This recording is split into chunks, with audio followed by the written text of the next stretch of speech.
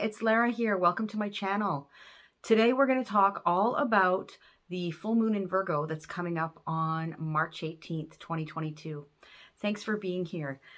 Please don't forget to click the subscribe button and, leave me a comment if you have a question or there's something that you want to say about the video or about this full moon that's coming up in Virgo. And also, if you're interested in finding out when my new website launches, which is going to be really soon now. I've been saying that for super long, but this time I actually know that. You can go over to astrologymaven.com and you can get my free guide to working with the moon and get on my mailing list and find out about the new website launch and, other things moving forward. So I'll leave the link to that below. Anyhow, I was here with you to talk about the new moon in Pisces that happened on March 2nd, right? And today, as I'm recording this, which is Wednesday, March 9th, 2022, we have the first quarter square moon happening. And at that point in the cycle, right? So we have the new moon where the seeds are planted. Something is conceived of. We set intentions for what we want to grow or accomplish over the course of the moon cycle.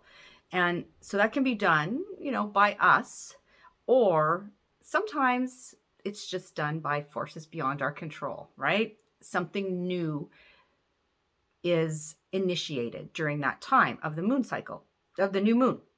And then when the moon reaches halfway through the cycle, right? So a week in to the cycle, we have the first quarter square. And that is a bit of a, it's a bit of a crisis point. And when I say crisis, you don't have to take that to mean something negative. It's just a point where we need to take some kind of action to resolve tension, right? There may be like an issue, a problem, a glitch kind of thing that turns up that's related to what we're trying to accomplish or what, the universe is trying to accomplish through us, sort of thing. And we need to deal with it, right? So there can be a bit of tension. A square is a 90-degree angle. It is an angle of tension. And so we have to do something to relieve that tension. And ideally, it's something productive, right? Squares are of the nature of Mars. They want us to take action. And the best kind of action to take is action that is productive, and constructive, not destructive. So that's where we're at right now in the moon cycle. And then on the 18th, we will reach the point where the moon is full, which means the sun and the moon will be across the sky from each other, whereas at a new moon, they're together. Now they'll be right across the sky from each other and in opposition. In this case, the sun will be in Pisces and the moon will be in Virgo. It's opposite sign. And that's when we have the full moon moment, right?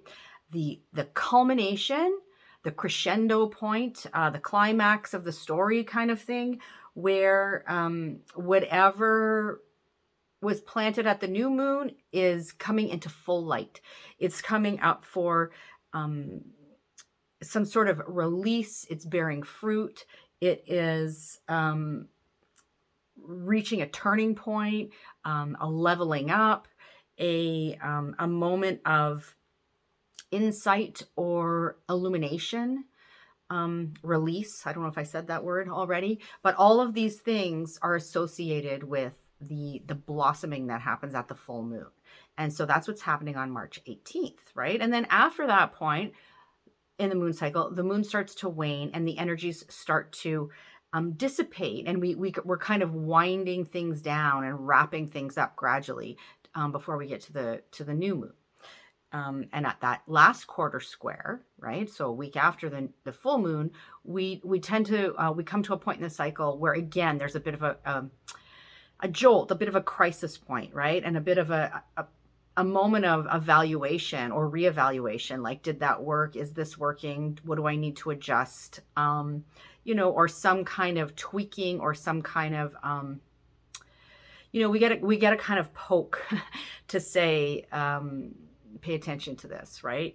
So But we're here to talk about the full moon in particular on March 18th. And that full moon is happening at 3:17 a.m. and that's Eastern time because that's my time zone.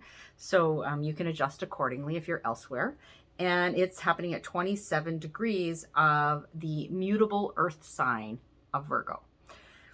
So let's talk about Virgo a little bit. I just want to let you know, I'm going to unpack some other stuff that is transpiring at this time. The month of March has come in, really intensely, shall we say. We've got some tension going on and some heavy stuff. So I want to address that. I didn't really address it fully in the new moon video because, we don't have time for everything, but I really do want to talk about it here. So I'm going to save some time to do that, and I'm going to speak to that when I go through all 12 signs at the end of the video as well. So stick around for that, and you'll get your, your horoscope for your sign. So, but let's talk about Virgo, right? Where this full moon is happening on the 18th. Virgo is the sign of the Virgin, right? But as if you've been around here before, if you've heard me talk about this before, you will know that word Virgin, that concept, it did not originally mean what it means to us now in modern times, modern vernacular kind of thing. Virgin, that word Virgin originally meant someone whole unto themselves, right? Unto themselves. So did not need another person to complete them. And so I think that's really important to keep in mind. That the sign of Virgo in some ways is about that concept of wholeness. It's about it's about autonomy in some ways, and we don't often think about that when we think about Virgo, but it is about sort of standing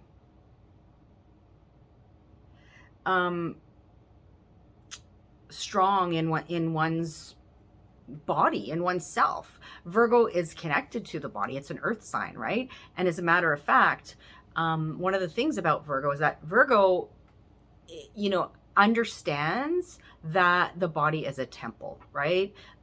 This is the vehicle that carries us through our lives. And so we need to care for it. We need to pay attention to it. And we need to really listen to what it's telling us as well, right? Virgo has a lot of nature wisdom. There's a lot of awareness of the subtleties of, the body and of nature and of all the intricacies and the details and the moving parts. So, but, that can be taken too far as well, where you get somebody who is, incredibly regimented to the point of it's not healthy, right? So, because every sign, has two sides. Every sign has a more sort of life-affirming way of showing up. And on the flip side, every sign also has, a downside, challenges, struggles. There's two sides to the coin. And we can learn from both of those. So Virgo is connected to concepts like service, being of service, devotion. What are we devoted to? What do we pay attention to every day?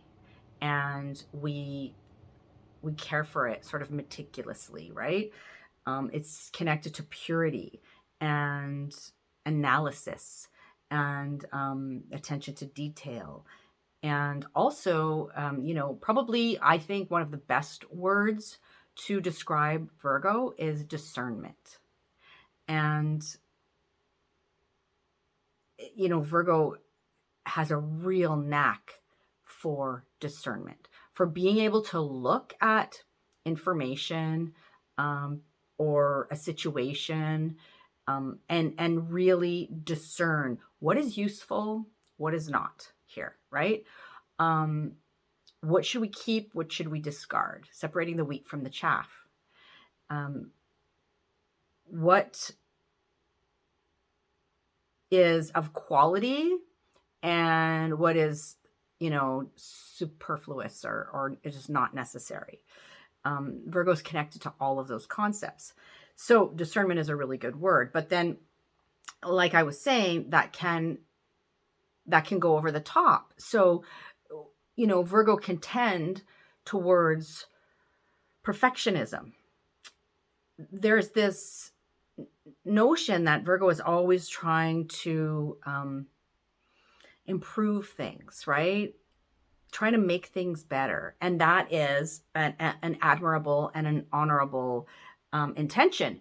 But if taken too far, it can lead to being overly critical, especially of the self. This is one thing about Virgo.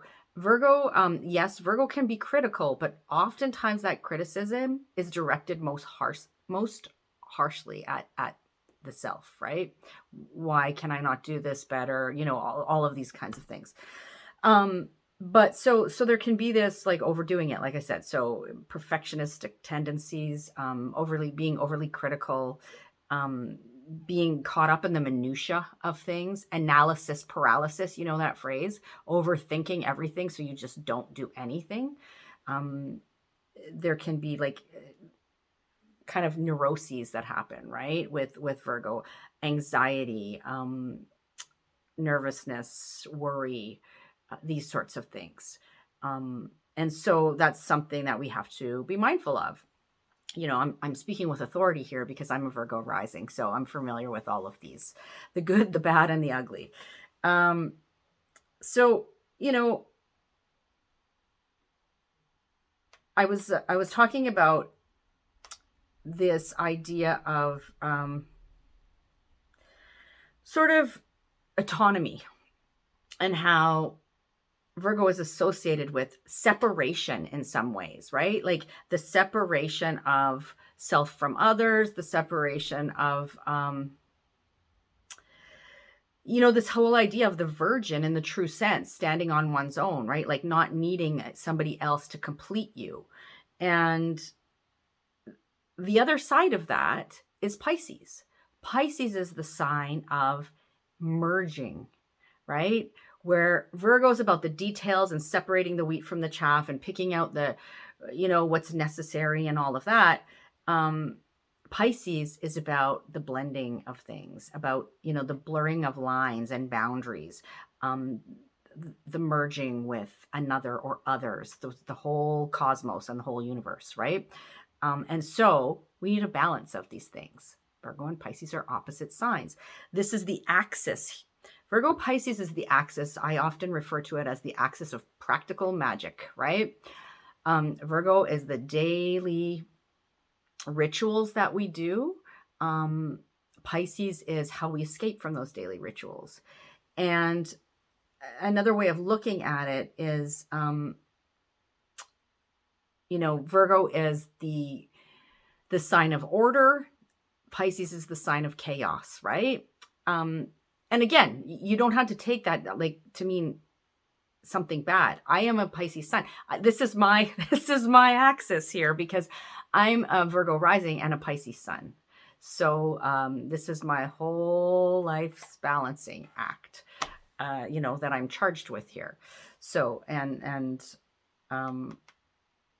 so I know I'm familiar with this energy and how this feels, right?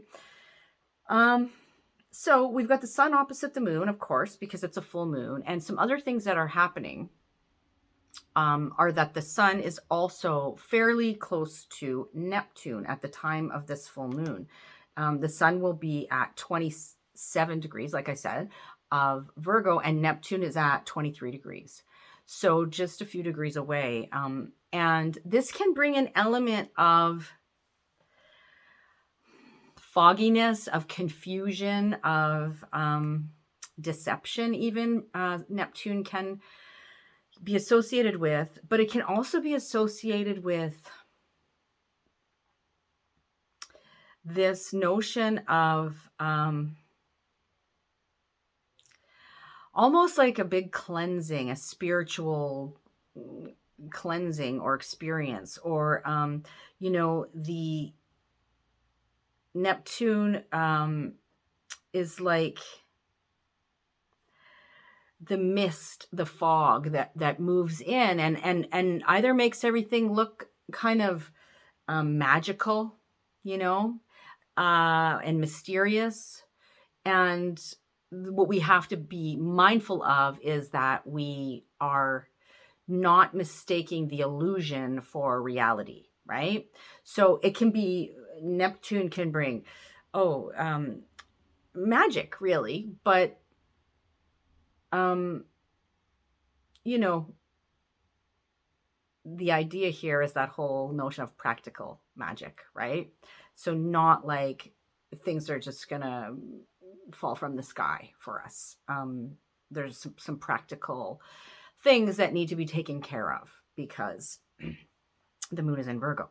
So, that's Neptune. Of course, Neptune is opposite the moon because it's conjunct the sun at the time of this full moon. And then we also have, we didn't talk about the ruler. The ruler of the full moon is Mercury, because Mercury rules Virgo. Mercury also rules Gemini. But Mercury, as the ruler of the full moon, is also sitting in Pisces now, right? Mercury has moved out of Aquarius, where actually, Mercury is quite comfortable in Aquarius, an air sign. And Mercury is in the sign of its fall in Pisces. So it is in this territory where Mercury's not that comfortable. It is, sort of like not necessarily a welcome house guest in Pisces, because it wants to wants the information and the details, and it wants to do like the talking and the thinking and be analytical and rational and all these things. And, Pisces doesn't really think in those terms. So the good thing about this, Mercury and Pisces, is that it can be a time where we really can dream. And there's a time and a place for that, right? We can be quite creative. Our thinking can be quite creative.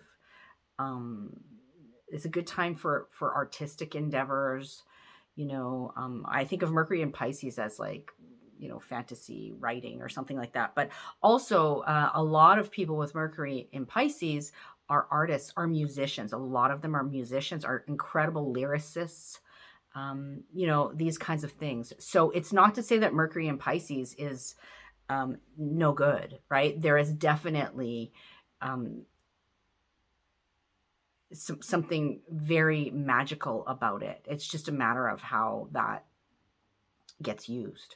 So, and the one thing we do have to just be mindful of is, magical thinking, or, confused thinking, trying to do something more creative, and you're trying to pinpoint and analyze, and that's not really how the process is going to best unfold with Mercury and Pisces. Mercury and Pisces is, can be gentle. It can be compassionate communication. It can be communication that's almost kind of like on a spiritual level in a sense, right? A soul level sort of thing, if you catch my drift. So Mercury is approaching Jupiter. It's going to meet up with Jupiter, but it's at 13 degrees of Pisces at the time of this full moon. And then we also have the moon. I told you about the moon opposite Neptune, but the moon is also, the moon in Virgo is in a trine to Uranus, or sorry, to the North Node in Taurus. And it's in a trine to Pluto in Capricorn. So there's this Earth trine happening here between the moon, the North Node, and Pluto. So this is like, again, like I said this in the last video, there's something about this time that we're going through right now that's very karmic on some level, right? And like it's fated in, you know, in some way when you have a slower moving planet like Pluto implicated here, speaking to like massive sort of titanic transformation and upheaval, you know, and evolution. You know, Pluto is that the principle of evolution.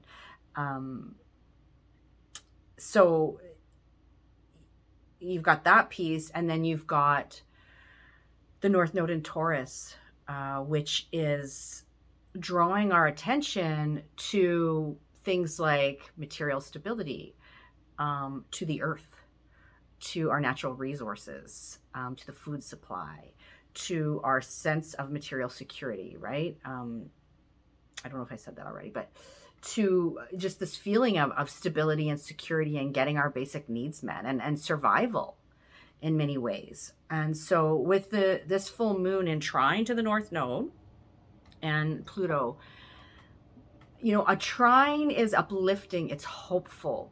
So despite everything heavy that's going on in the world right now, and I said this in last week's video as well, there is this thread of hope, right? And it's like a keep the faith kind of, the universe kind of encouraging us to keep the faith, but at the same time saying, but you got to do something too. You can't just sit back and let things happen, right?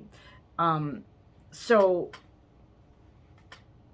I want us to keep that in mind. And with that, I'm going to move on to talking about the fact that, you know, I said to you, we've got some really heavy stuff. I've mentioned this a few times. And we've got Venus. Oh, poor Venus.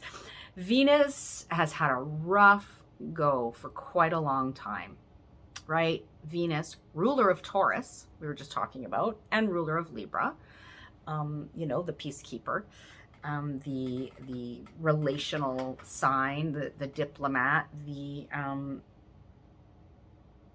you know, Libra who likes the finer things in life, this sort of thing, the luxuries. And, you know, so Venus, who is the principle of attraction, it is beauty, it is relationship of all kinds, it is harmony and, you know, peace and diplomacy and all of these things, is in a real rough spot, because Venus is sandwiched between the two malefics, Mars and Saturn. And Venus has met up with Pluto and is traveling with Mars still. Mars and Venus just moved from Capricorn into Aquarius. And so what we're finding is that the heavy things that were transpiring in the Capricorn area of our chart and in Capricornian themes, right? And we've talked about this in the past, that is continuing to develop, to evolve, because Pluto's still there. Pluto's going to move out of Capricorn, I think 2024, if I recall correctly, like in a year or so. So it's finishing up that massive transformation that's been going on there over the last like 20 years. So, sorry, I might have misspoken there. But around there.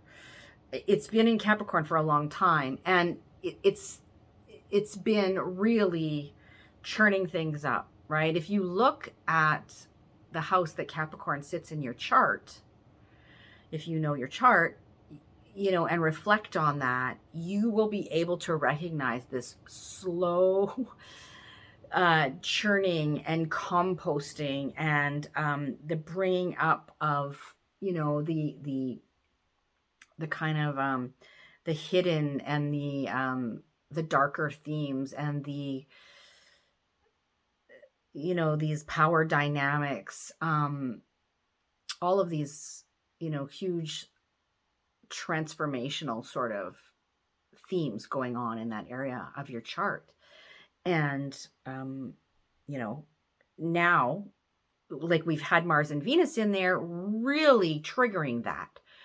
And now Mars and Venus are moving. They've just moved into Aquarius. So they're bringing that energy forth with them into Aquarius, and they're going to meet Saturn. So, a lot is going on here. And we may find that tension and that intensity kind of gradually moving out from the Capricorn area. It's still happening there, but the intensity of it is moving into the Aquarius house in our chart. And throughout the month of March, that's going to continue. So if you look to Aquarius, and we're going to talk about that when we get to all 12 signs. And you can also, if you really know your chart, right? This is for those of you who know your chart. Look to the houses that, first of all, Capricorn and Aquarius sit, where this difficulty has really been playing out. But you can also look to the houses that Venus and Mars rule in your chart, right? So Venus rules Libra and Taurus. So look to those houses where that sits in your chart. And Mars rules Aries and Scorpio. You will find that these, these powerful dynamics between Venus and Mars, and these trials and tribulations, and these, this War and Peace saga is playing out personally for you. It involves all those pieces of the puzzle that I just mentioned. So that's for some of you who really kind of know your chart. But on March 28th, Venus and Saturn and the moon are all going to be in a triple conjunction in the sign of Aquarius at 21 degrees of Aquarius, in a square to the moon's nodes in Taurus and Scorpio, right? And we are going to be moving into eclipse season sooner than later. And this is kind of triggering that collective evolutionary trajectory. And also we may see this moment of amplified tension here with Venus and Saturn merging with the moon on that day. So around the 28th of March.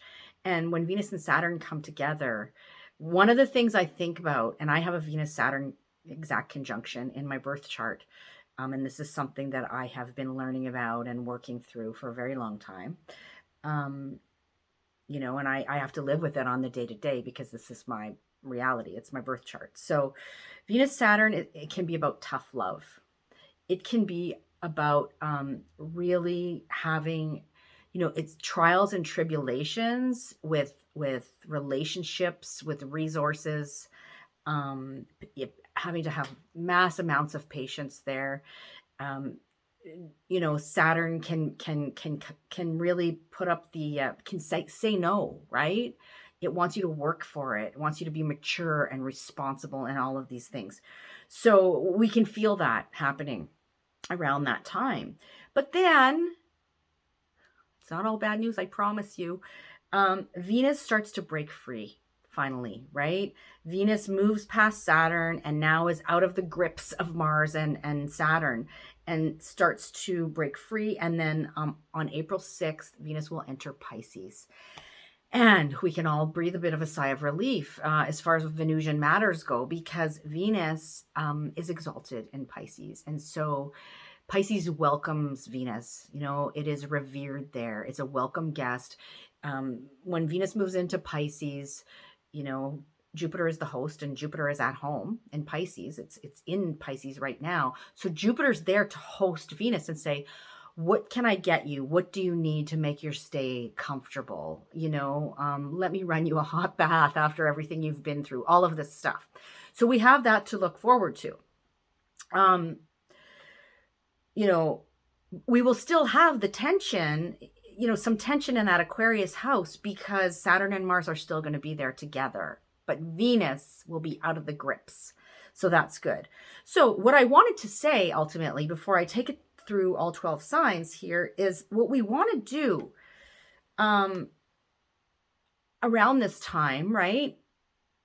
Not only through this part of the moon cycle, but into like throughout the month of March in general and into early April, we want to look for the helpers. That is something I think, Mr. Rogers is noted for saying, in any crisis, look for the helpers.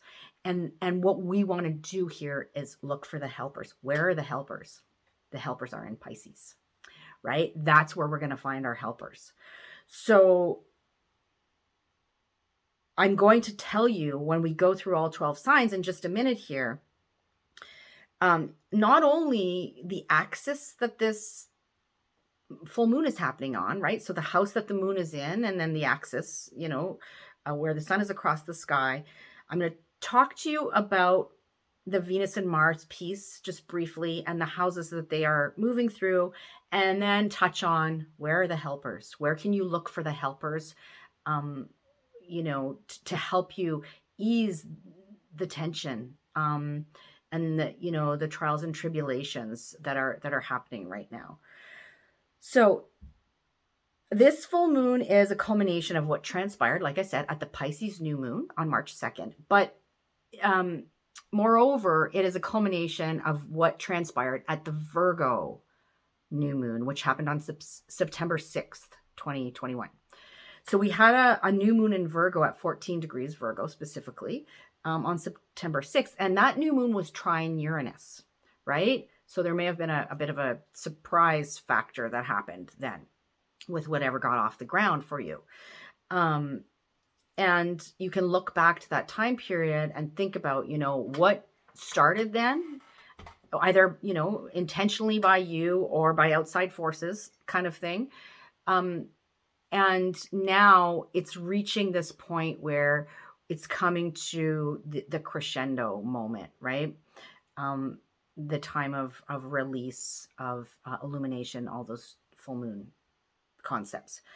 So people that have mutable placements, so if you have planets, important angles, points like your sun, your moon, your rising sign, your descendant, your MC, your IC, a cluster of planets are between, say, 22 and 29 degrees of the mutable signs. So namely Virgo and Pisces and Gemini and Aquarius. Those are the mutable signs.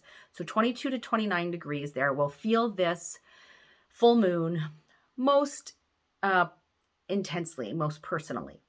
And I will even go so far as to say that people that have significant placements in the first couple of degrees of the cardinal signs as well, which are Aries, Libra, Cancer, and Capricorn, you may also feel this a little more intensely and personally because, it's happening at such a late degree, right? Is it at between 27 and 28 degrees of Virgo. So it's reverberating into those first couple of degrees of the cardinal signs as well. So look, you can look out for that. So let's go through all 12 signs now. And what I'm going to do is I'm going to speak to, like I said, the axis that this full moon is falling on, and what's being implicated there, what themes it is highlighting for you personally, based on first and foremost your rising sign. If you know your rising sign, that's the one to listen to first and most importantly. In a general forecast like this, because we will know what house this is falling in for you. But if you don't know your rising sign, you can still listen for your sun sign, because that will give you some information as well. And your moon sign as well can give you added layers here. So we're going to speak to the axis. We're going to speak to the Mars and Venus piece, and where we're likely to feel some difficulties, some tension, some sort of war and peace kind of energy, like I said, going on. Some relationship dynamics that are really, potentially heated or tricky or powerful even, or passionate. And also, so that's going to be in the houses that Capricorn, but more notably Aquarius, because that's where they are now, right? And then we'll say, where are the helpers? Where are the helpers? All right, so we're going to start in this case with Virgo, because this is Virgo's full moon. So that's how I like to do it here. And I will put timestamps for you. If you don't see them, if you watch the video like right away and you don't see the timestamps yet, just sit tight and I get to them usually the same day. Sometimes it's a day after, depending on schedule, but there will be timestamps for you. So we're going to start with Virgo, like I said. So Virgo, this is your full moon. So think about what began for you back at your new moon in early September, around September 6th. On September 6th, there was a new moon in your sign at 14 degrees of Virgo. So what happened around then that directly involved you or you were implicated in some way, that is now reaching a point of bearing fruit, culmination, coming up for release? It may be an emotional thing, because full moons can be emotional, right? It can be a time where we have important relationship revelations or conversations or things like that. But it can be, and particularly for you, because this is on the first 7th house axis. So the full moon itself is culminating in your first house. This is about you, the self, right? Our physical incarnation in this body. So it can speak to our physical vitality, our physical appearance, our health in some way. It can speak to how we come at the world, how the world perceives us, right? It's the,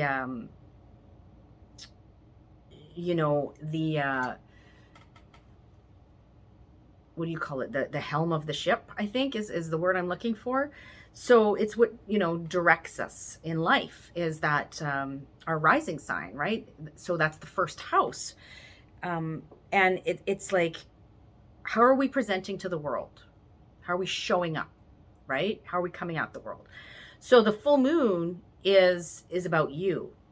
And the sun is sitting across the sky in the 7th house of the other, of relationship, of one-to-one close personal relationships, be they marriage partners, significant others, close friends and family members, business partners, rivals, these sorts of things. Contracts and agreements are in the 7th house as well.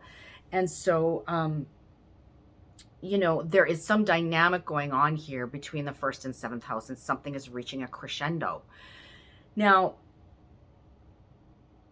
we've got, for you, Virgo rising, for us, because I'm a Virgo rising as well, the Venus-Mars piece is moved now out of the 5th house Capricorn, where Pluto is still sitting and doing some evolutionary transformational work there. And it's moved into the 6th house of Aquarius.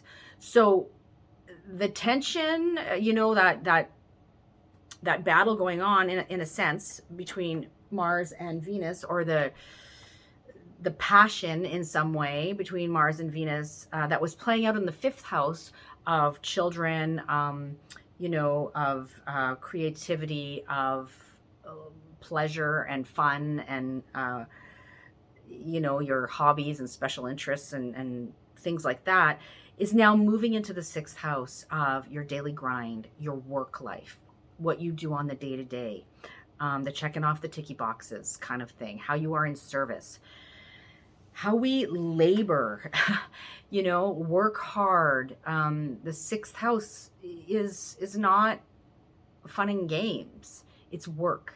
It's related to, it can be related to our job, because it's the work we do on the day-to-day. But it can be related to unpaid work and how we are in service. Um, you know, it's like all the things we have to take care of to keep life functioning on the daily basis. And this is part of the reason why our health, health concerns can be a part of the sixth house, because what we do on the day-to-day directly impacts our health, right? And so sixth house is also associated with illness, and health issues. It's also associated with pets, if that's something that's relevant to you. So those are where we're experiencing, those themes for you, Virgo rising, is where this tension of Mars-Venus continues to play out. And, Venus is still jammed between Saturn and Mars, and moving closer towards Saturn at the time of this full moon. So, feeling very constricted and cut off for a while. And so that can be difficult, and that can be most prominently felt for you through the remainder of March in relation to those sixth house themes. Okay, so we got the full moon on the axis of relationship, full moon in your first house, but the sun is in the seventh house, and that's not all that's in the seventh house. We've got Jupiter in the seventh house at home in Pisces, and we have Mercury now in the seventh house in Pisces, and Neptune is in your seventh house in Pisces. And in early April, Venus, hallelujah, will be moving into Pisces in the sign of her exaltation. So look for the helpers in your seventh house. So for you, this is look for help, look for the hand of grace in your relationships, your close personal relationships in some way, shape, or form, or contracts and agreements that may transpire, or like business relationships, any kind of relationship. You're looking for the helpers in sort of your relationships in other people. And it can be really hard. This is interesting, right? As a Virgo rising, for you to rely on other people. We had this whole conversation at the beginning of the video. Virgo is self-reliant, ultimately. And so depending on and relying on other people and asking for help from others is really difficult for Virgo. But I'm here to tell you, I'm here to tell us, and trust me, this is very, very tangible in my life right now. But trust me, this is where we're looking, where we need to look for the helpers, right? And the hand of grace right now, to ease the difficulties. So that's what's happening for you, my fellow Virgos.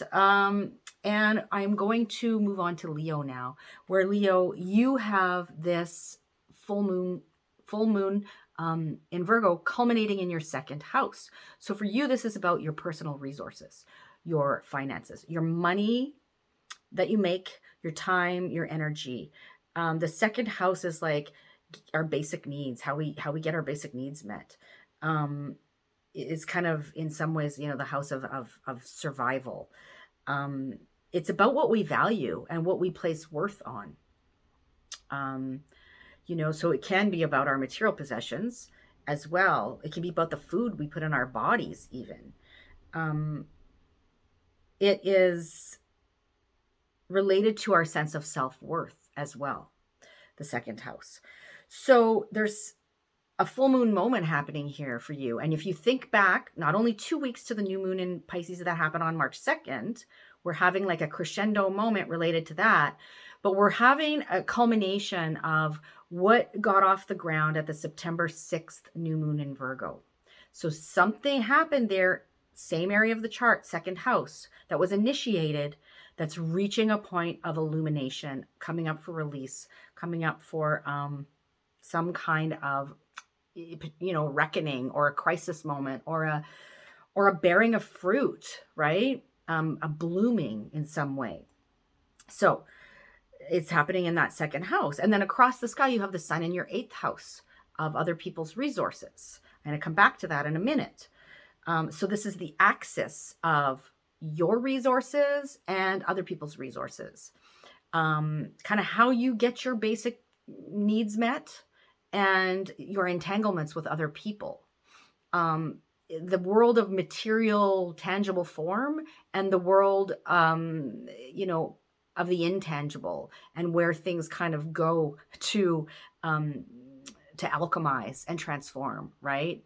So our physical kind of existence in this reality and the metaphysical is the 8th house. So that's the axis this is happening on. And then we've got that Venus-Mars piece, right? Venus and Mars for you. We talked all about this in the intro. Don't skip the intro, especially in this video. But it's moving from the 6th house. Capricorn, you have Capricorn in the 6th house. Pluto's still there doing some deep transformational work, but the combustiveness of Mars, Venus, the passion, the tension, the War and Peace saga that's been playing out is moving into your 7th house. So from your 6th house of health and your daily routine and your work, and how you are in service, of pets potentially as well, these sorts of themes.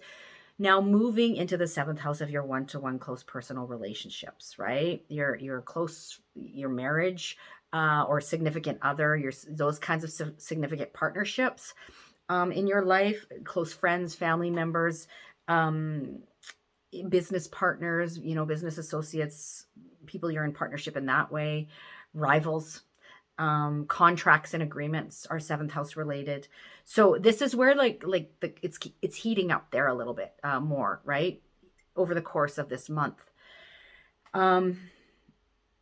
So, you know, just take note of that. Be aware that that's going on. This too shall pass. So where do we look for the helpers, right? This is what we were talking about at the beginning of the video. We look for the helpers in your case in that 8th house, because the 8th house is where Pisces sits for you. This is where the sun is currently. This is where Jupiter, ruler of Pisces, is, right? At home, in strength there. Neptune, who's also associated with Pisces, some people say co-ruler of Pisces, also in Pisces right now. Mercury has just moved into Pisces. And in early April, Venus will finally be released from the bonds of Saturn and Mars and move into the sign of its exaltation in Pisces as well, and be welcomed there. So you, Leo rising specifically, are looking for the helpers in the 8th house. So what can help you right now? What or who can help you? Okay, what are 8th house themes? Other people's resources. This can be other people's money, time, energy. This can be things like loans, insurance, taxes, like tax returns. This can be an inheritance of sorts. This can be some sort of metaphysical kind of situation in your life. It can be psychological healing, like therapy or something like that. You can find your helpers there. You can find the helpers through your deep, intimate entanglements with other people and sometimes institutions as well, which sounds weird, I know, but you know, you can probably see how any number of those things could help you out of a tight spot or bring you some relief, right? And it's not necessarily going to be like all comfortable because we have this tension that's going on with Mars and Venus in particular, right? Venus, our relationships, our resources, our issues of diplomacy and all of this, of beauty, of aesthetic. Venus is being battered. We know this. But for you, Leo rising, look for the helpers in the 8th house. That is where the hand of grace is being offered to you, right? So don't look a gift horse in the mouth is, a phrase that comes to mind here. So that's for you, Leo rising. Full moon culminating in the 2nd. Some issues moving from the 6th into the 7th, and then the helpers. Look for the helpers in the 8th. Okay, so moving right along here, we're going to speak to Cancer next. Cancer, for you, this full moon is culminating in your third house. So we have a full moon moment transpiring, right? Something that was initiated at the new moon on March 2nd, new moon in Pisces, is now reaching a crescendo, or even more so, the new moon that happened back in the fall, in early fall. September 6th, there was a new moon in Virgo in the same house, in the third house for you. What was initiated then? What got off the ground? What seeds were planted? What something new were you aware of in this area? So what does this third house speak to?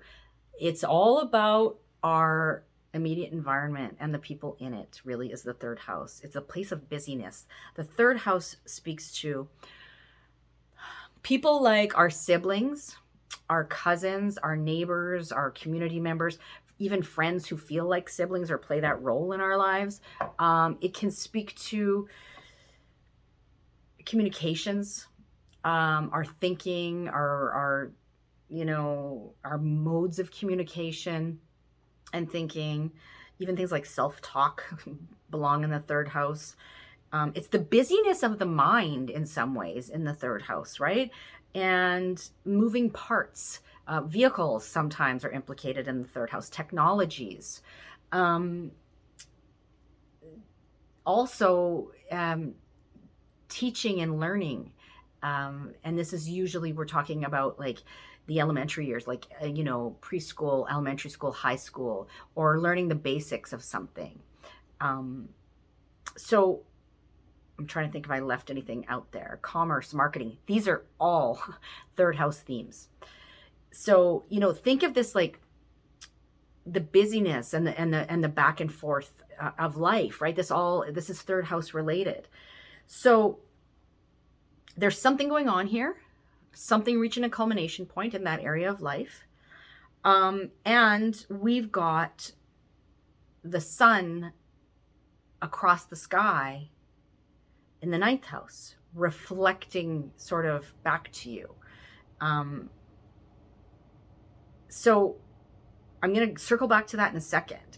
But before I do, I want to say, for you, the difficulties are, and I mean, this is a general forecast, right? So I'm not looking at your specific chart, but in general, for Cancer rising, the difficulties are happening in the 7th and 8th houses. So the 7th house is where we had Venus and Mars meet up with Pluto.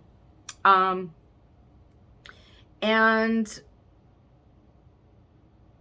it's like, some relationship tension, maybe passion, maybe, a bit of, like, I keep using this like analogy of war and peace, right? Venus and Mars. That's been going on in the 7th house, but now it's moved on because Venus and Mars have moved into your 8th house. And so this is where this dynamic is playing out for you over the next, till the end of March, really into early April, when Venus finally breaks free of Saturn and of Mars. I just realized, sorry, I'm a bit distracted because I just realized the lighting here. I forgot to turn off the overhead light, which I normally do, so I'm a bit washed out. But anyhow, sorry, I digress. So we've got, this Venus-Mars piece, as I was saying, moving into Aquarius, moving from Capricorn. Pluto's still there, doing some churning over and some composting there in that 7th house of relationship. But, the Venus-Mars piece moving into the 8th house. So I'm going to meet up with Saturn, and then Venus will finally be released and move into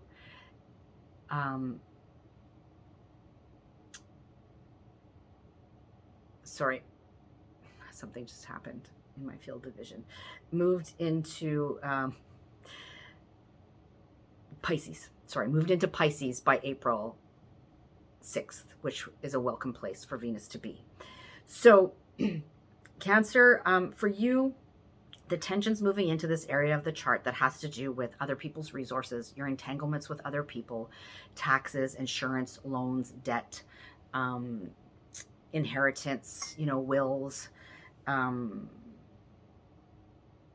psychological kind of, wounding and healing, your, the metaphysical, right?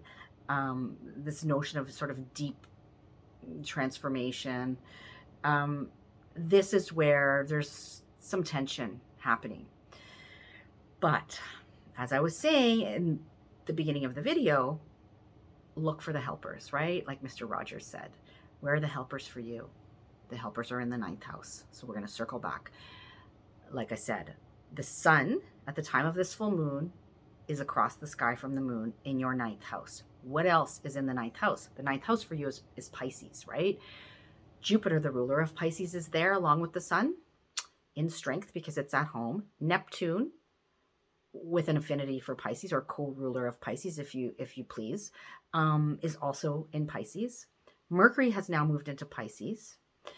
And Venus will move into Pisces in early April. This is where you're looking for the helpers in your case. Cancer rising. So what does that mean? Looking for the helpers in the 9th house. Tell me more. You're looking for help, the hand of grace, in people in places that are different from you, different cultures, foreign people, foreign travels. This is your world view, your belief system.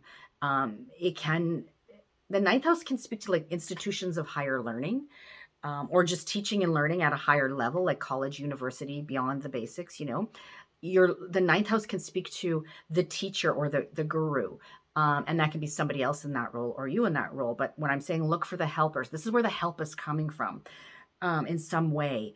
It can be, sometimes it's institutions like churches and things too in the 9th house, right? Religious institutions or the justice system or something like that, 9th house related. So those are all places where you can look for the helpers, Cancer rising at this time, okay? But full moon itself culminating in that 3rd house like we spoke about. All right, so I'm going to move on now. I'm really talking a lot. What's new? Moving on to Gemini rising. So Gemini rising, for you, the full moon is happening in your 4th house. Full moon moment culminating in the 4th house of home, family, your roots, your ancestry, your place of living, real estate, your emotional security, parenting, these sorts of things, right? 4th house related. And so you really, pay attention to what got off the ground on March 2nd at that new moon in Pisces. That's now reaching a point, right? A culmination point. But even more so, what began in early fall, September 6th, new moon around the days, September 6th, then the days following, what was initiated then? What was conceived of then that is now reaching this point of bearing fruit, culmination, crescendo, release, illumination, all those things, right? Emotional kind of bubbling up, whatever those full moon things are. So that's the full moon, and across the sky, you've got the sun reflecting that, right? The moon is reflecting the light of the sun. The sun is sitting in the 10th house of your public life, of your career, of your material security versus your emotional security, of the legacy you wish to leave, and of authority and authority figures and your own authority. So I'm going to circle back to that in a second, but I just want to address, where is the tension happening for you, that Mars, Venus, war and peace kind of energy that we've spoken about? It's moving from your 8th house, the house of other people's resources, and your entanglements with other people and the sort of metaphysical things in life.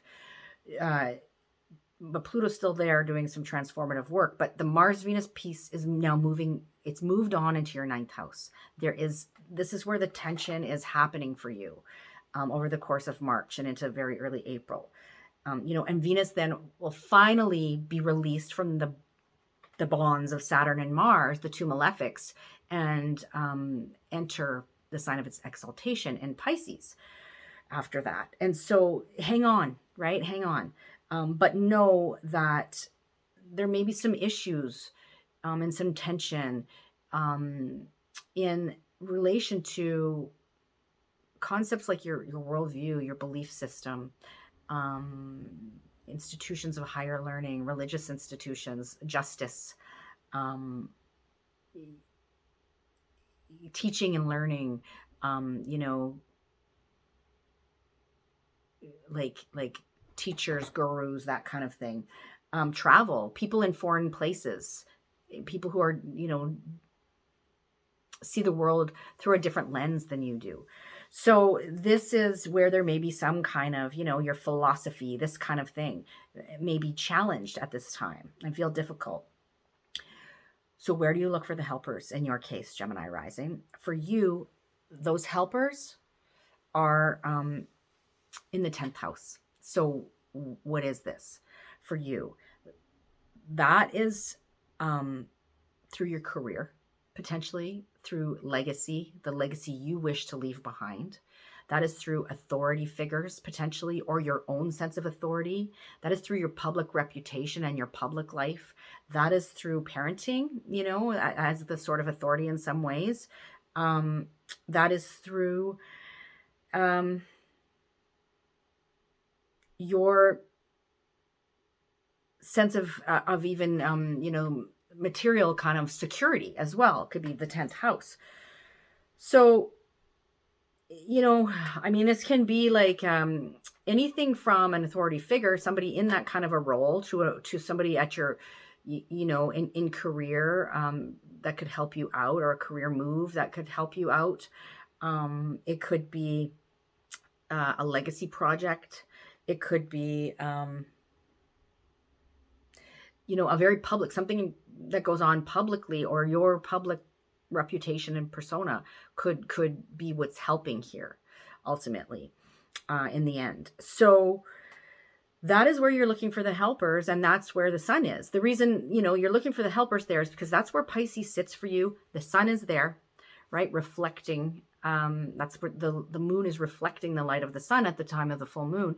Jupiter is there at home in Pisces in strength. Neptune, also associated with Pisces, is there in Pisces. Mercury is now in Pisces, and soon Venus will move into Pisces in early April. And the, you know, as I was saying earlier in the video, like, you know, draw in a hot bath and be able to kind of find its bearings after the challenges that it's been through. So that's what's going on for you, Gemini rising. And we're moving on to Taurus now. So Taurus, for you, this full moon is culminating in your 5th house of children, of your creative projects, creative endeavors, how you shine out in the world, your pleasure pursuits, you know, how you have fun in life, what brings you joy. It can have to do with, 5th house can be pregnancy too. I said children, but it can be pregnancy. It can be hobbies, special interests, you know, these kinds of things, romance. So there's a full moon moment happening here for you that's associated directly with the new moon in Pisces that happened on March 2nd, and a new beginning there, but moreover, a new beginning that happened around September 6th at the new moon in Virgo, right? So what happened back then? What was conceived of or initiated that is reaching a culmination point now in relation to those themes that I just spoke about? And then you've got the sun in the 11th house across the sky. And I'm going to circle back to that in a second because it's important. But what I want to address first is where Venus and Mars are, right? Venus and Mars for you met up with Pluto in your 9th house of foreign people and places, of teaching and learning, you know, learning institutions of higher learning, or just like learning that's teaching and learning that happens sort of like beyond the basics. This can be people that have different worldview, or just, you know, your own worldview is 9th house, but, you know, things that you learn from people that are different from you in some way. It could be travel. It could be 9th house. It could be things having to do with like the justice system, or with religious institutions, even in the 9th house. Publishing can be the 9th house. So these are all, there's been challenges going on here. And now the Venus and Mars piece, right? They've met up with Pluto. There was a lot that happened. They've moved into your 10th house. And there is this continued, dynamic of tension, of passion, potentially of this like war and peace kind of thing going on here, that's being brought to your 10th house now through the month of March and into early April. And Venus and Mars are going to meet, Saturn, and Venus is sandwiched there between Mars and Saturn. So being constricted and really in a pressure cooker in your 10th house, which is your career, which is your public reputation and persona, which is the legacy you wish to leave, which is authority and authority figures and potentially your own authority. You know, these are all 10th house matters, right? So that's where the real like tension is, and the combustion of Venus and Mars. So be patient, because this too shall pass. But it feels like a bit of a pressure cooker, for you, Taurus, in this area of life, these areas of life. So where do we look for the helpers, right? Like we were talking about. In your case, Taurus rising, you look for the helpers in the 11th house, okay? That's where the sun is right now, right? The moon is reflecting the light of the sun at this full moon, and the sun is in your 10th house, which is Pisces for you. But not only is the sun there, Jupiter, the great benefic, is in Pisces, the sign that it's at home in, and that it's strong in. Neptune is also there. Neptune is, if you please, co-ruler of Pisces, or, associated with Pisces. Mercury is now in Pisces as well. And, bringing a bit of poetry to the situation, and we've got Venus, who will eventually, like I said, be released from her trials and tribulations for a while and enter the sweet spot of Pisces, right, where she is exalted. And that's happening April 6th. So hang on, look for the helpers in the 11th house. What's the 11th house? I haven't addressed that yet. The 11th house is your allies, your friends, your supporters, your benefactors. The allies are the groups and associations that you have, that you're connected to. It can be online communities even in this day and age. It is the people that can help you get where you want to go. The 11th house is our hopes and dreams for the future. This is where the helpers are. So look for the helpers in the 11th house for you, Taurus. And that full moon moment is happening in your 5th house, right? Which we already addressed. So I'm going to leave that there. I'm going to move to Aries now. Aries, for you, this full moon is culminating in your 6th house. So for you, Aries, the full moon moment transpires in relation to your work. So your daily grind kind of thing, the work you do on the day-to-day. That can be paid work or it can be unpaid work. The 6th house is the house of service. It can, there's that element to it. It can be also your health and wellness. 6th house can speak to illnesses, challenges, health challenges. It can speak to pets as well. It's where we take care of the daily business of life in the 6th house. Like the routine, what we're devoted to, those sorts of things. So there's a full moon moment happening here that is directly related to the new moon that happened in Pisces a couple of weeks ago on March 2nd. But also the the new moon that happened September 6th in Virgo, right? So there was a new moon in Virgo, same area of the chart for you, the 6th house. What is reaching a point of culmination now that began then? A crescendo, a coming up for release, all these full moon things. So that's the full moon. The sun is across the sky in the 12th house for you, right? The moon is reflecting the light of the sun. And we're going to circle back to that in a second. But before that, I just want to say, for you, the tension between Venus and Mars, the combustion between Venus and Mars, the war and peace saga between Venus and Mars, was playing out in your 10th house, your house of career, public reputation, the legacy you wish to leave, authority figures, your own authority. There's big, deep, sort of titanic stuff going on there because Venus and Mars met Pluto. Now Venus and Mars have moved into your 11th house, and this is where these tensions now are coming up, right? And Venus and Mars will meet Saturn, and Venus is sandwiched between Saturn and Mars in a tight, between a rock and a hard place sort of thing, until early April. So this is where the challenges are for you now, Aries, and that's the 11th house. That's your friends, groups, associations, networks, benefactors, your supporters and your allies, your hopes and dreams for the future, right? These are all 11th house themes. And so this is where you can feel this Mars-Venus dynamic playing out with Saturn as well. And the tension and the crunchiness of all of that. And, this too shall pass. And I want to leave you on the positive note of where do you look for the helpers? And so that's why I'm circling back to that. Where's the sun in the 12th house for you across the sky from the moon at the time of this full moon? Because the sun is in Pisces in your 12th house. Also, Jupiter is at home in Pisces right now in the 12th house. Jupiter, the great benefic, is strong there. Neptune, affiliated with Pisces, is in your 12th house. Mercury just moved into your 12th house, Pisces.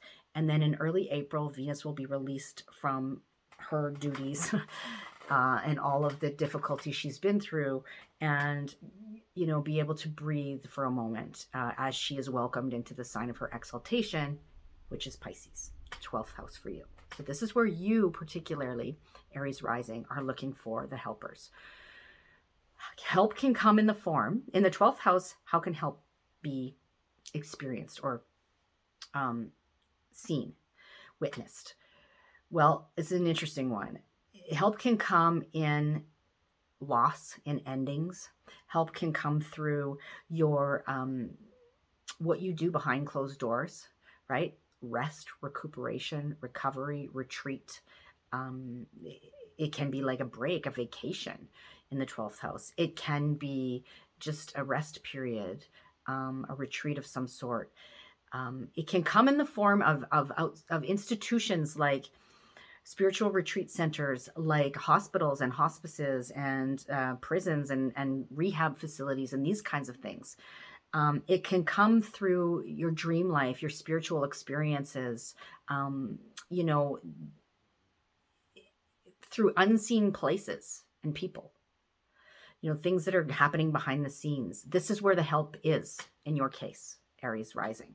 So keep that in mind, as you are moving through this month of March, which is prickly. We've got this lovely stuff happening in Pisces, but there's some tension happening as well, definitely. So that's for you, Aries rising. We're going to move to Pisces rising now. So Pisces rising for you, the full moon moment occurs in your 7th house of the other, of your close personal relationships, of like partners, like your marriage partner, significant other, close friends and family members, business partners and associates. Contracts and agreements are the 7th house. Rivals are in the 7th house.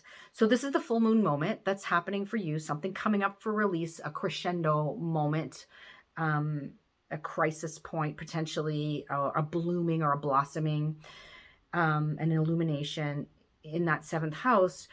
And those initial seeds were planted in some way at the Pisces new moon on March 2nd, but in a sort of grander sense at the Virgo new moon back in September, on September 6th, which was a new moon in Virgo, right? So the days, September 6th and the days following that, something new was conceived of, got off the ground, was initiated, and now it's reaching this blossoming or this crescendo moment as it relates to your 7th house, which I just told you about what that signifies.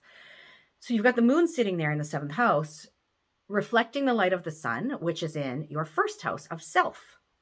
And that's important. And we're going to circle back to that in a second. But first, what I want to say is that the difficulties, the tension of Mars and Venus traveling through the sky together, and that saga of war and peace that's playing out, for you specifically, in your case, has been happening in the 10th house Pluto's been there. Big, big upheavals and transformations happening in that 10th house of career, public reputation, legacy, these sorts of things. Sorry, nope. Looking at the wrong thing, Pisces. Erase. Not the 10th house, the 11th house. Sorry. But 11th house is where the tension was happening, the transformation, the big transformation with Pluto, with Venus and Mars meeting up there, friendship groups, associations, allies, supporters. It can be online communities, even online networks, your hopes and dreams for the future, this kind of thing. There was like a lot of fiery stuff going on there with Venus and Mars and meeting up with Pluto. And now that situation, Venus and Mars have moved into your 12th house. And they are, this is where this like passion, heated tension, fiery kind of dynamic is happening here. This war and peace saga, like I keep saying, through the month of March into very early April in your 12th house. And finally, after that, Venus will be released from the tight grip that Mars and Saturn have had on Venus, and Venus will move into Pisces. But the 12th house is where these issues are happening for you, and that is in things like loss, and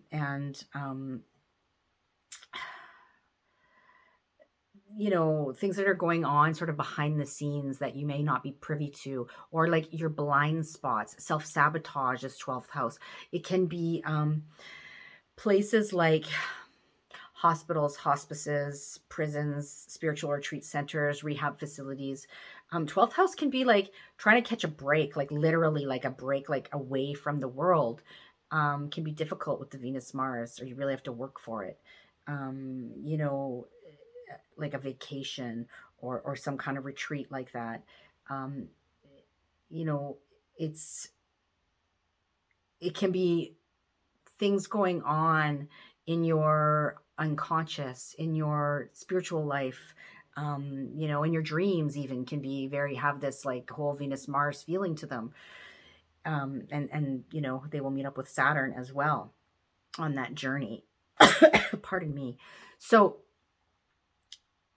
that's, where this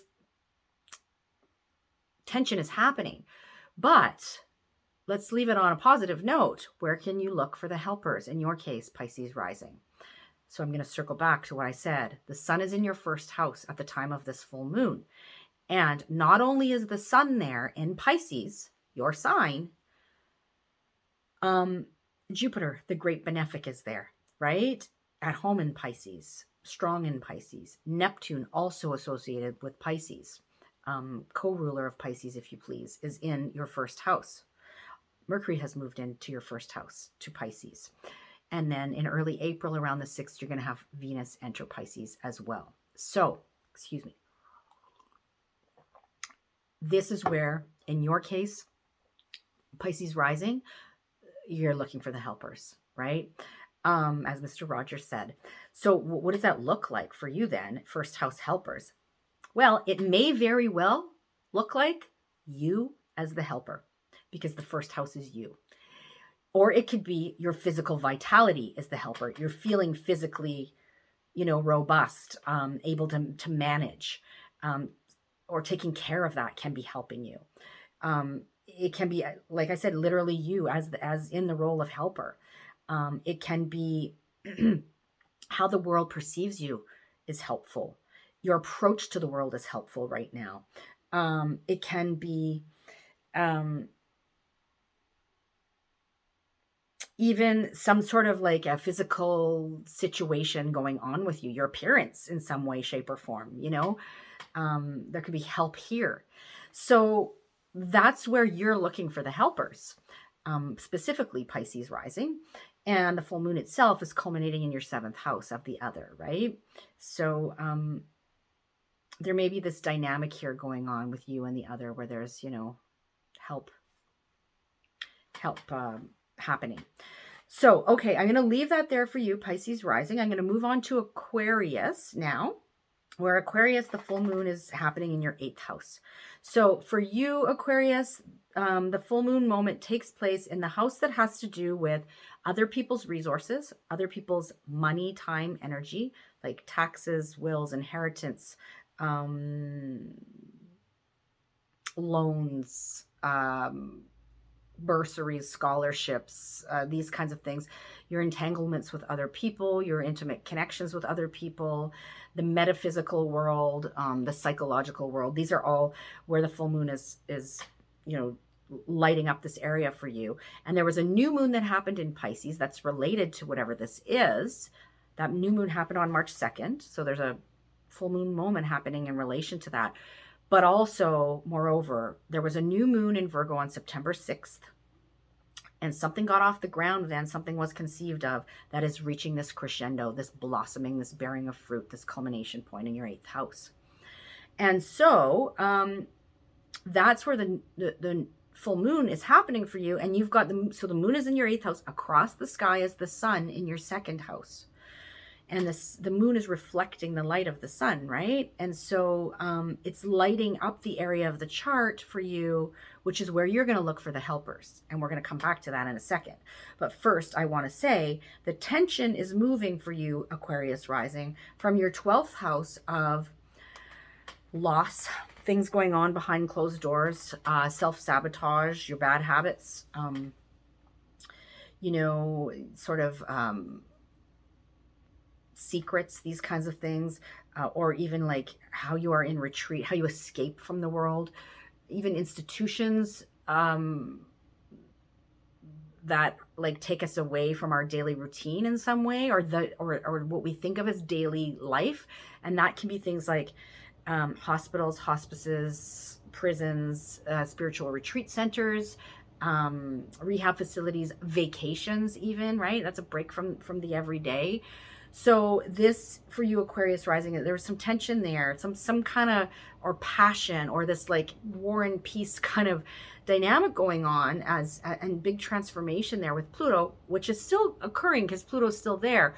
But the real tension of the moment has moved on to your 1st house now, because Mars and Venus have moved into your 1st house, and they are going to meet up with Saturn.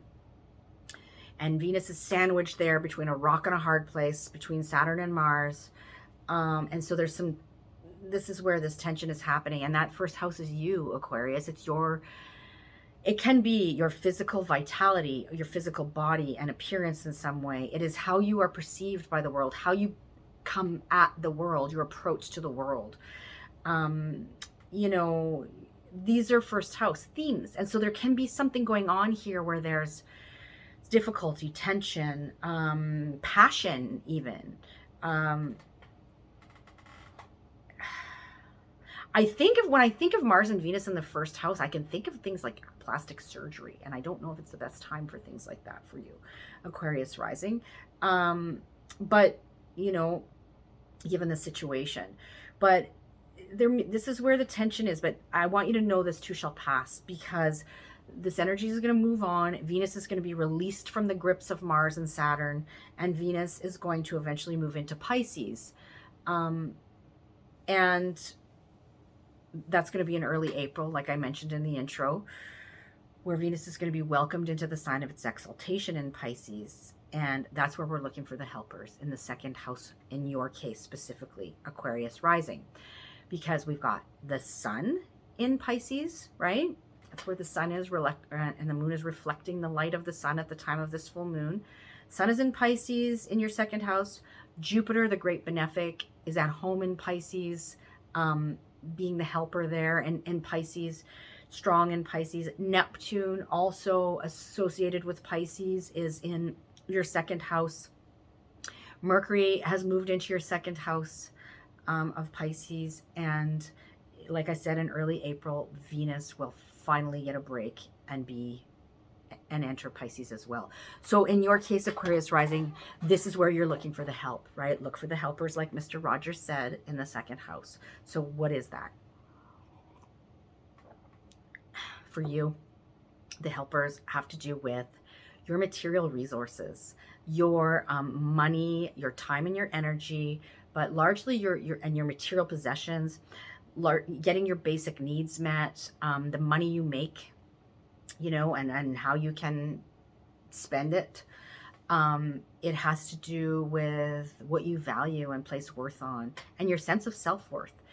This is where help is on offer for you. And so that's where you're looking for the helpers. So it may be, your capacity to make purchases. It may be just, like you're solid in your personal resources. You have the resources you need to get your basic needs met. Or they come in, more of those come in some way. Or just, your sense of self-worth is helpful, or something happens to elevate that in some way, or your values can be helpful right now as well. So all of those things can be helpful to you at this time, Aquarius.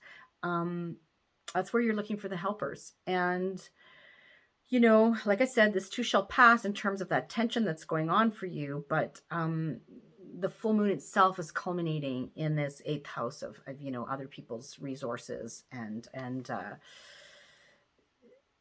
all of those things that I mentioned earlier. So I won't repeat them, of course, because we're going to move on now to Capricorn. So Capricorn, for you, the full moon is transpiring in your 9th house of your worldview, your belief system, people that are different from you. So this can be like foreign people and places. This can be travel, different cultures, armchair travel, right? Things you learn from like documentaries, books, these kinds of things. It can have to do with institutions of higher learning, or just higher learning in general, courses of study, that kind of thing. Teachers, gurus, you in that role, even publishing. These are all, sorry, squeaky chair, but I need to shift my position. These are all areas where you're going to see something bear fruit, a culmination happen, something coming up for release, a blossoming, all those full moon concepts. And this, whatever this is related to the new moon on March 2nd that happened in Pisces. So something transpired there that we're now, reaching a crescendo. But even more so, there was a new moon in Virgo on September 6th. So something got off the ground then. Something was conceived of then around September 6th and the days following that is now reaching a point of culmination, right? A full moon moment. And then you've got, so this is, the axis of the mind and thinking and communication, and teaching and learning here is the 9th house and the 3rd house, which is where the sun is sitting for you in Pisces, right? And the moon is reflecting the light of the sun at the time of this full moon. I'm going to circle back to that because it's important. But before we get there, I just want to say the tension for you, this Mars-Venus War and Peace saga that's been playing out, has first transpired in your 1st house of your physical self, your physical wellness and vitality, how you come at the world, how the world perceives you, your appearance even, right? All of these, you in general. There's big transformation happening there. Pluto's still there doing some work, but the Mars-Venus that brought that all to a head kind of thing has moved on into Aquarius now, which is your 2nd house for Capricorn rising. And so that's where this, right? This tension, this dynamic, it could be quite passionate with Mars and Venus, but Venus is sandwiched between the two malefics, between Mars and Saturn. And so it's feeling the tight squeeze. It's rock in a hard place, right? Venus, the pleasure principle, our relationships, our resources, these things. Feeling the squeeze here. And so that squeeze is going to continue throughout the month of March and into very early April. And it's in relation to your personal resources, the money you make, that you have to spend. Your personal resources can be time and energy as well, and your material possessions as well. But it tends to speak to your finances. It's about what you value, what you place worth on. And your sense of self-worth, right? And so this is where, there's some tricky things going on, and you're feeling the pinch, And then I want you to know this too shall pass, right? In early April, Venus is being released from that tension and being welcomed into Pisces, the sign of its exaltation. It's happening April 6th. And so to segue here, where are you going to look for the helpers in your specific case, Capricorn rising? For you, that's in the 3rd house, which is where Pisces sits for you. So the sun is in Pisces, moon is reflecting the light of the sun at the time of this full moon. Sun is in Pisces. Jupiter, the great benefic, is in Pisces. At home in Pisces, strong in Pisces. Neptune, also associated with Pisces, is in Pisces right now. Mercury is in Pisces, and Venus will be moving in there early April. So for you, Capricorn, as Mr. Rogers said, look for the helpers, and in your case, that's the 3rd house. And so what is that? That's your the 3rd house is a very busy place, but it can speak to things like it does speak to things like your communications and your vehicles of communication, how you communicate, your thoughts, your words, your writing. It has to do with education of the sort of early variety, like elementary school, high school, learning the basics, these kinds of things. It is your neighborhood, the people, in your immediate environment, your community, your siblings, your cousins, your friends that feel like siblings.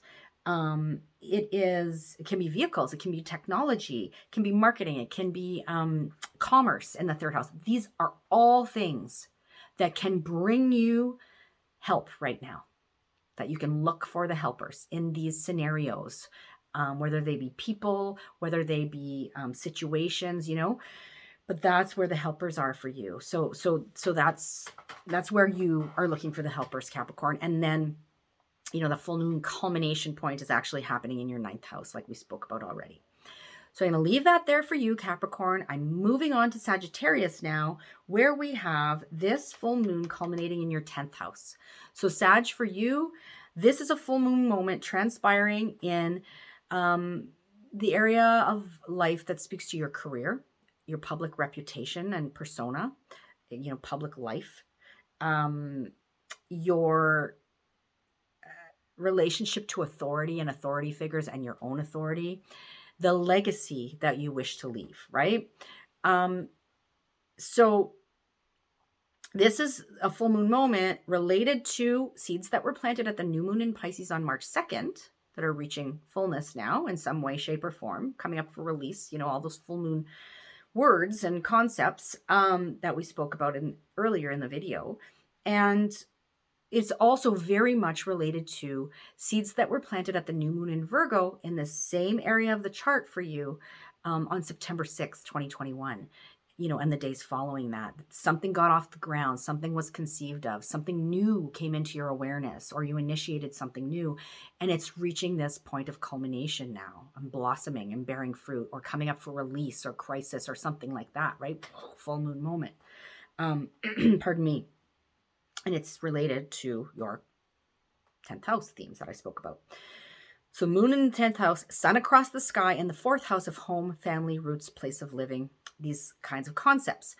I'm going to circle back to that 4th house in a minute. But before that, I want to speak to where is this Mars-Venus dynamic playing out for you, right? So it initially was boiling up there in your 2nd house of your personal resources, your money, finances, how you get your basic needs met, your material possessions, even your time and energy, your self-worth, your value system, this kind of thing in the 2nd house. That's where the tension was, big transformation happening there with Venus and Mars meeting Pluto. And that's still evolving because Pluto's still there for a little while yet. But Venus and Mars have moved out. So the real hotspot has moved on into your 3rd house, right? Because Venus and Mars are there. They're going to meet up with Saturn. Venus is sandwiched between Saturn and Mars, the two malefics, throughout March and into very early April. And so there's this passion play, this war and peace saga, this, dynamic going on between Venus and Mars here in your 3rd house of communications, of your immediate environment and the people in it. It can be siblings, can be cousins, can be neighbors, community members, friends that feel like siblings. It can be your communications, your thinking, your style of communication, writing, teaching, learning. When we're talking about like school, it's usually like early years, like elementary or high school, or learning the basics of something. It can speak to, the third house is a very busy place. It can speak to technologies, vehicles, short distance travel. It can speak to commerce, marketing. All of these things fall into the third house. So all of those have the potential to feel crunchy and a bit difficult over the course of March and into early April. Now, the good news is this too shall pass. Everything always does in time. And there are helpers on offer, right? Where do you look for the helpers in your case? And this is why I'm circling back to where the sun is in the fourth house of Pisces for you. Because the sun is across the sky from the moon at this full moon moment, sitting in Pisces. But not only is the sun there in Pisces, Jupiter, the great benefic, is at home in Pisces, strong in Pisces, trying to help where it can. Neptune, also with an affinity for Pisces, you know, co-ruler of Pisces, if you please, is there. Mercury is now in Pisces, you know, smoothing things over with some poetry, maybe, metaphorically or literally. And also, in early April, Venus will be released from her trials and tribulations, at least for a while, and be welcomed into Pisces with, you know, open arms, because Pisces is the sign of Venus's exaltation. So hang tight. It's going to feel crunchy for a bit, but look for the helpers in your fourth house, Sagittarius. Sagittarius rising. Where is this happening for you? This is your home, your family, your roots, your place of living, real estate, your sense of emotional security, issues around parenting, even, you know, nurturing. So that's where the you know, you're kind of like, it can be your chosen family as well. This is where the helpers are, or the help is on offer in some scenarios surrounding those themes, or people in that environment or associated with those themes, right? So literally people in your home or your family or your chosen family, something having to do with your ancestry, something associated with emotional security. Like these sorts of themes are where help is on offer for you. So as Mr. Rogers said, look for the helpers. That's where you're going to find them for you, Sag. So, but the full moon's culminating in that 10th house, right? So I am going to leave that there for you, Sagittarius. I'm going to move on to Scorpio. And Scorpio, Scorpio rising, the full moon is happening for you in the 11th house. So culminating here, you know, in the 11th house of friends, the group, associations, networks, could be online connections, even your benefactors, your supporters, and your allies are the 11th house. The people who can help you get where you want to go. Your 11th house is your hopes and dreams for the future. Okay, so this is where the full moon's culminating. Something that got off the ground, that was conceived of, that was initiated by you or the universe or forces beyond your control around the new moon in Pisces on March 2nd, but even more so back at the new moon in Virgo on September 6th, 2021, right? And the days following that. Something new got off the ground there.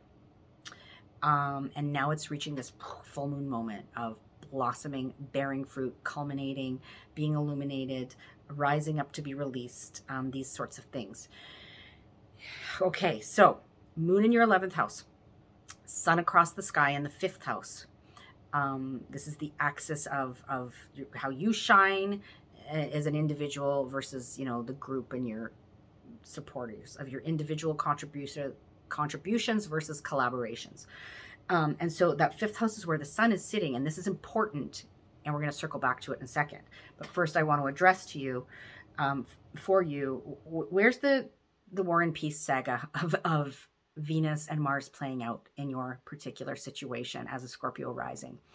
Well, it was initially in your 3rd house because it was moving, you know, Venus and Mars met up with Pluto, who's still in your third house, churning up the soil and doing some, evolutionary transformative work there in your third house, but now it's moved into your fourth. So it was dealing with issues of that third house of your immediate environment and the people in it. It can have to do with school. It can have to do with,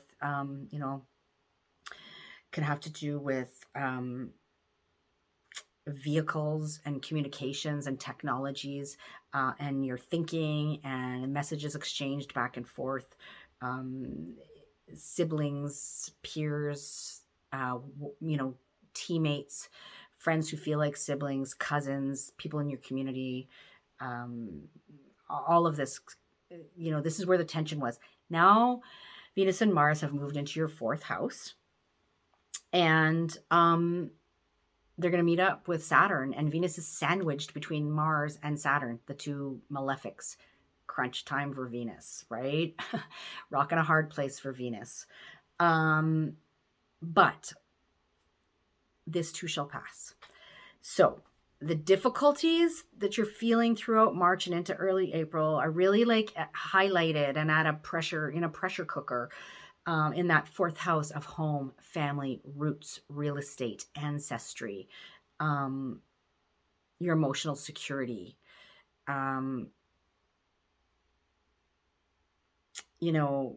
issues around parenting. These are all fourth house matters. So, but this too shall pass. And I want you to keep that in mind, right? And I want you to know that in your case, as a Scorpio rising, you are looking for the helpers in your fifth house. Your fifth house is where the sun is sitting in Pisces right now, across the sky from the moon at the time of this full moon. But also Jupiter is in the fifth house of Pisces. Jupiter, the great benefic, trying to help us out here in the sign of Pisces, where it's at home and strong. Also, along with Jupiter and the sun, we have Neptune in Pisces, also a co-ruler, if you will, of Pisces. We also have Mercury in Pisces right now. And in early April, Venus will be released from her trials and tribulations for a time and welcomed with open arms into the sign of Pisces, the sign of its exaltation, where Venus will catch a break for a little bit. So look for your helpers, as Mr. Rogers said, in the fifth house, Scorpio rising. And the fifth house is children, issues around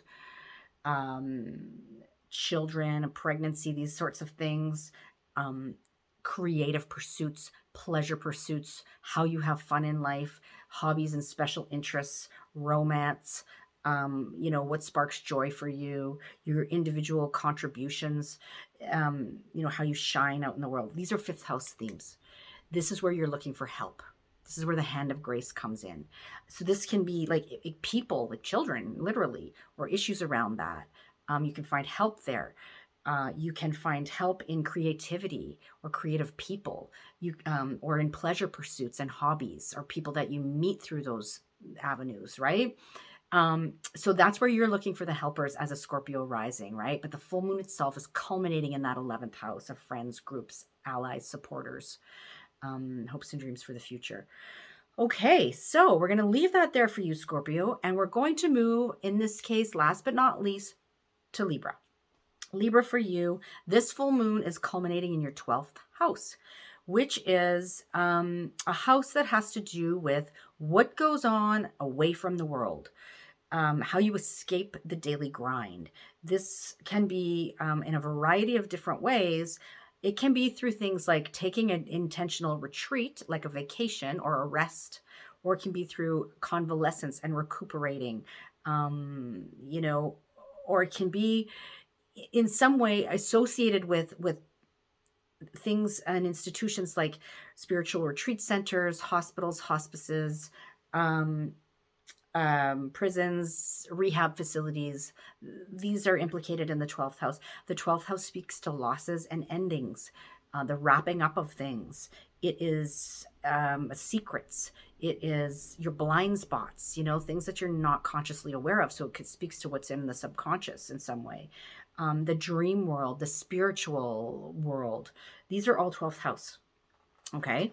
And so this is where the full moon's culminating for you. So this is directly associated with something that began a couple of weeks ago in at the new moon in Pisces on March 2nd. So March 2nd and the days following, something got off the ground, something was initiated that's reaching a culmination now. But moreover, associated with whatever new thing began, came into your awareness, was planted by you or the universe at the new moon in Virgo on September 6th and the days following, September 6th, 2021.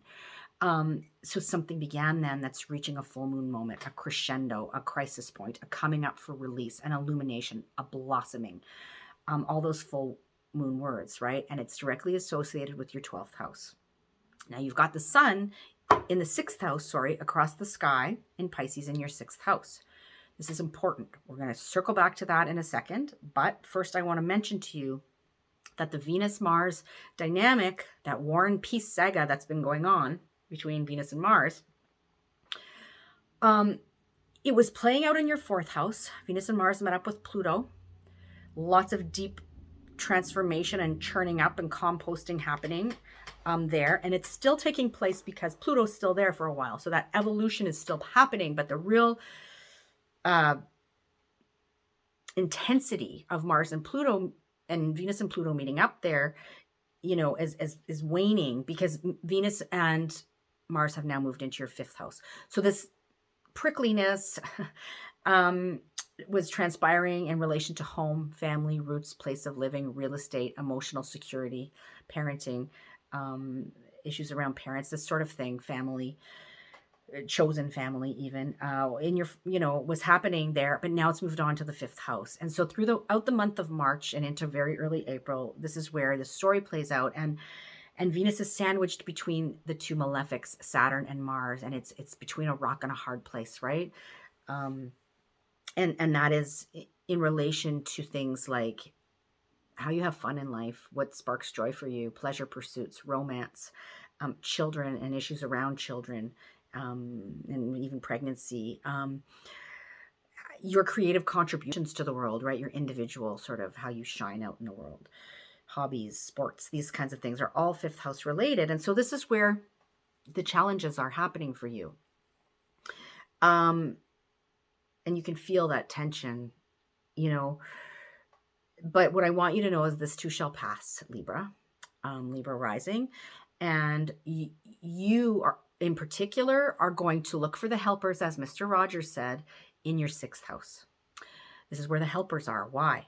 Why am I saying this? Well, this is where Pisces sits for you. And we have the sun in Pisces, right? The moon, at the time of this full moon, is reflecting the light of the sun in Pisces, reflecting that back to you. But we also have Jupiter in Pisces. Jupiter, the great benefic, in the sign that it's at home at in Pisces. So it's strong there, trying to help us out. We have Neptune also in Pisces. Neptune is co-ruler, if you will, of Pisces. We also have Mercury in Pisces right now, which I touched on in the intro. And we have Venus at the beginning of April, April 6th, will finally be released from this War and Peace saga in some way anyway, and be welcomed into Pisces for kind of a hot bath, because Venus is exalted in Pisces, right? So that's where you're looking for your helpers, in the 6th house. Okay, what's the 6th house? Libra, for you, Libra rising. You're looking for your helpers in your daily routine, in your daily work, in health and issues around health and illness, and how you are of service. You're looking for the helpers in pets, potentially. So, because pets is 6th house. You're looking for the helpers in, the work you do on the day-to-day, what you're devoted to, in a sense of devotion, this kind of thing. So, the helpers may come in the form of people or some kind of circumstance around these 6th house themes. So it could be a better health routine for you. It could be a new pet. It could be something, happening around pets that's helpful or bringing some kind of relief. It could be something related to wellness and you know, illness, in some way, shape, or form. Service, volunteering, again, daily work, right? Like your daily job even. This is where help is on offer for you. So, but the full moon itself is culminating in that 12th house, like I spoke about at the beginning here. So that is what's going on for you, Libra. And that is all 12 signs. That was a mouthful, wasn't it? I hope that you're managing these tensions. Not easy. Look for the helpers, okay? So I'll leave you with that. I'll see you in 2 weeks' time, where we're going to be back to address the upcoming new moon. And I can't even remember what the next new moon is. The new moon will be in no, sorry. New moon, just a second, sorry, will be in on April 1st in the sign of Aries. So I'll be back to talk to you about that then. All right, see you soon. Bye for now.